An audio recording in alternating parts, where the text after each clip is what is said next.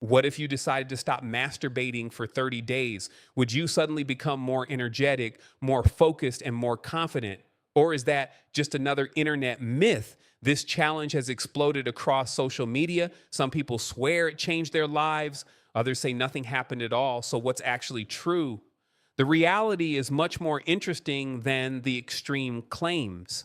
Your body doesn't magically transform overnight, but your mind and daily habits can change in surprising ways depending on why and how often you masturbated before. Here's the twist: masturbation itself is a normal behavior for many people. Stopping it isn't automatically healthier or unhealthier. The biggest differences often come from changing routines, reducing compulsive habits, or simply paying more attention to yourself. So let's imagine you accept the challenge. No masturbation for 30 straight days. What happens during week one? What changes by week four? And which popular myths completely fall apart? Let's find out. The first week is usually the hardest, not because your body is running out of energy, but because habits are powerful. If masturbation was part of your daily routine, your brain expects that reward. Suddenly, removing it can make you feel restless, distracted, or unusually tempted. Did you know? Habits often rely on cues rather than true needs. If you always masturbated before bed or after scrolling on your phone, those situations alone can trigger strong urges. Some people notice better time management because they're no longer spending time on the habit. Others experience absolutely no difference. Both experiences are completely normal. By the second week, many people report feeling more aware of their emotions. Instead of automatically escaping boredom or stress, they begin looking for healthier activities like exercise, reading, or spending time with friends. The challenge isn't really about resisting urges, it's about learning what those urges were replacing.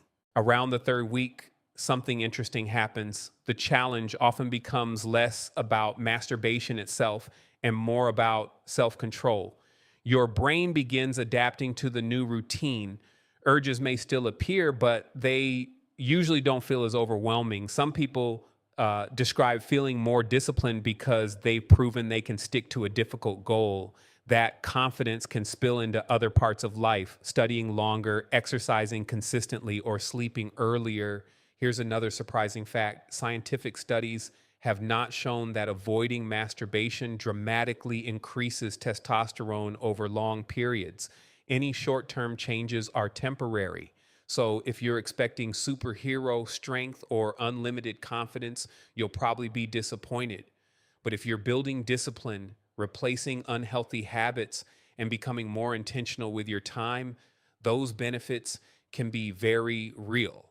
The real victory isn't avoiding one behavior, it's becoming the person who controls their habits instead of being controlled by them. 30 days later, what changed? For some people, not much. For others, everything. If masturbation wasn't causing problems before, stopping may not create major improvements. That's completely okay. But if it had become compulsive, interfered with work, relationships, sleep, or daily responsibilities, taking a break can help you better understand your habits and regain a sense of control.